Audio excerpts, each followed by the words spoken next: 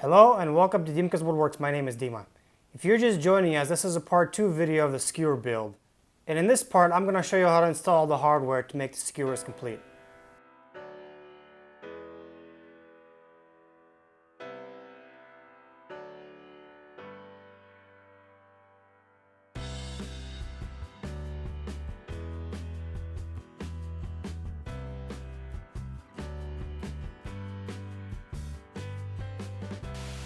So the first thing I do is I cut all my ferrules to length, and for this I'm using a 3/4 inch copper coupler that plumbers use for tubing water lines or whatever. You can find these at any hardware store.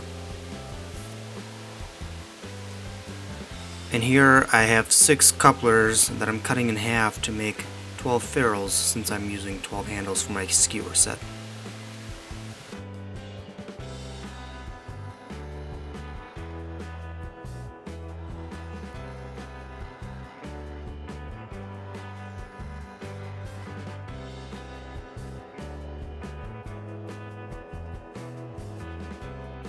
So once I have them all cut, I use this fixture that I made to make all my ferrules the same length.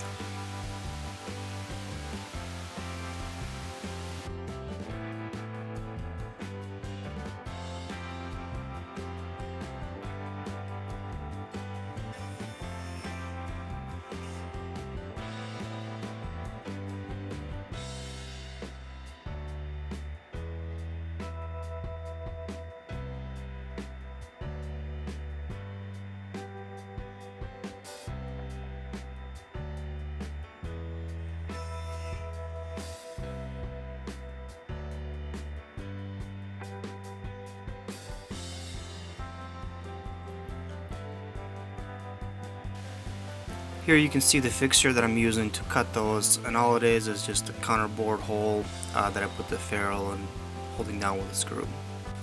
So once I have them all trimmed, the next thing I go to is polishing all the ferrules. And I have a special jam chuck that you see here that I use to hold all those ferrules while I turn it and lay it. Always use eye protection and some kind of a breathing mask, dust collection at the same time. You don't want to be breathing copper dust.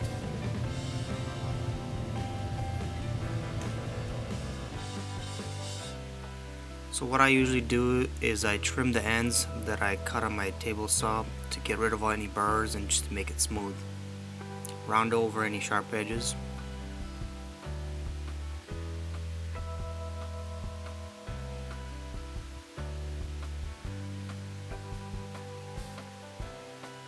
Make sure that it's all nice and smooth before I move on. And then I move in my tailstock to put pressure on that jam chuck so I can start sanding the outside.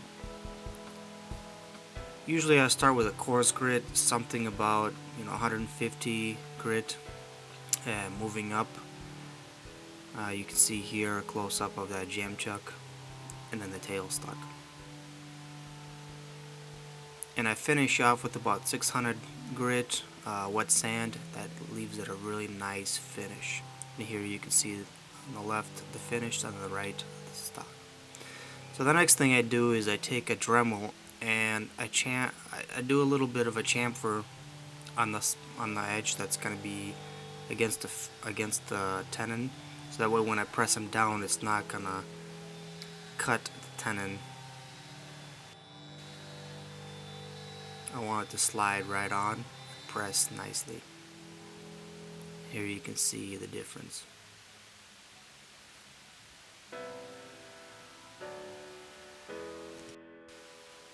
So once I got them all polished, the next thing I do is press on all the ferrules to all the handles. And for this I'm just using a dead blow mallet and a piece of wood.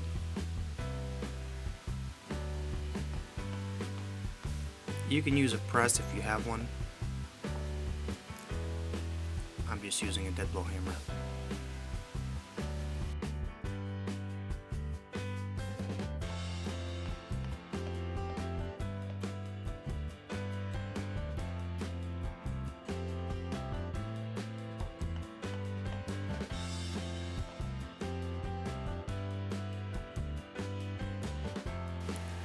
So the next thing you want to do is you want to cut all the stainless steel skewers, and for this I use 1/2 inch wide, 1/8 inch thick stainless steel flat that I get at my local steel center, and I get about 144 inches in length, and I have them cutting down into two in half because I can fit it in my car. In each half I can get about 3 skewers. And here you can see me using a template to mark it out.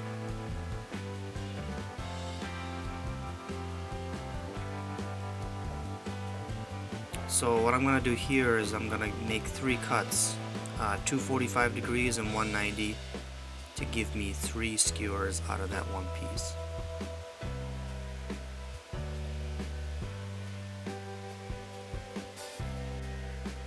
Remember to wear eye protection because the sparks fly everywhere.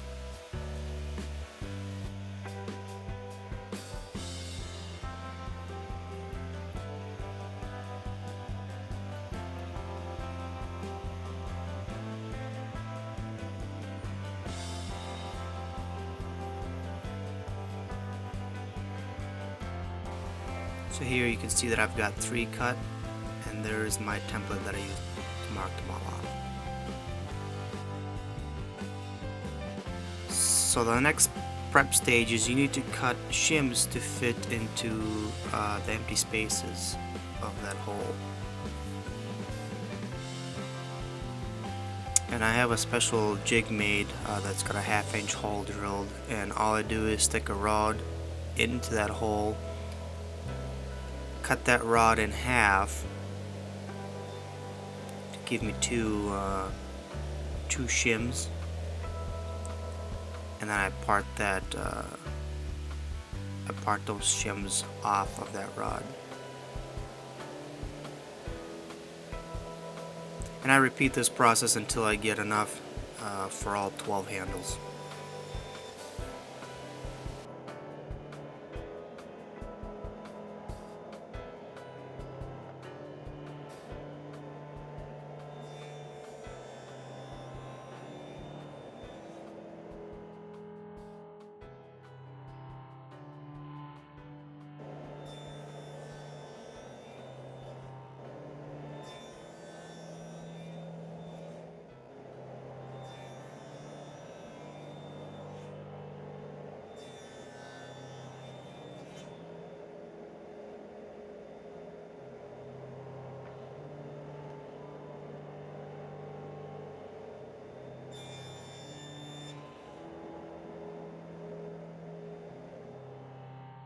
So next comes the assembly stage, and I put some glue inside the hole.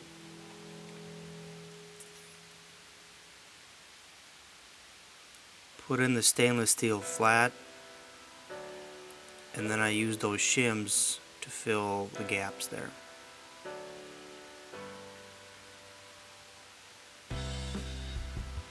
Sometimes they go in easy, sometimes they go in tight.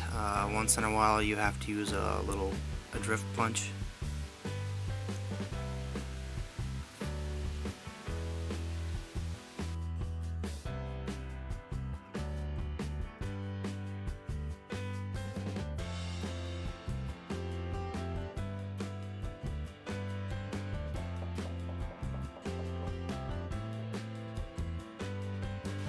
And then just wipe off the excess glue.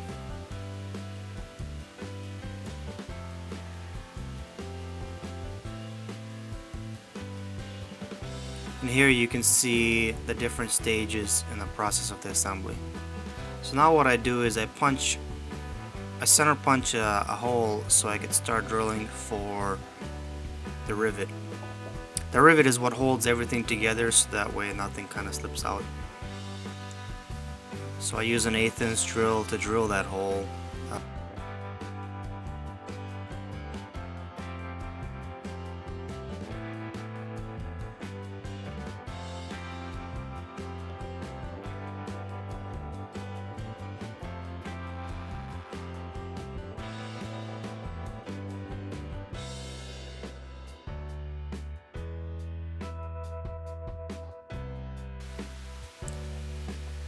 So on the first drill, I make sure that the hole is deep enough so my rivet fits all the way through the stainless.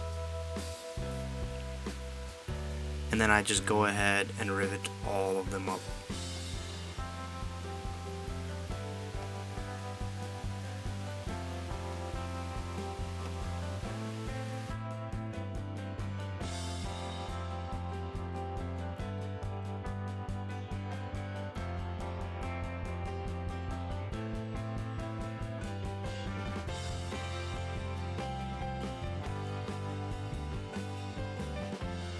So the last thing you want to do with the skewers is you want to sand the stainless. This just makes it more presentable and removes any sharp edge and burrs.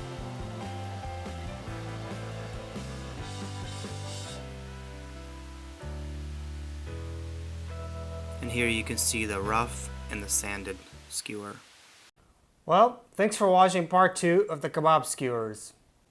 I hope you enjoyed the video, and I encourage you to make your own for family, friends, or for the craft shows that you sell at. Don't forget to give it a thumbs up, comment down below if you got any questions, and subscribe to see future videos. See you next time.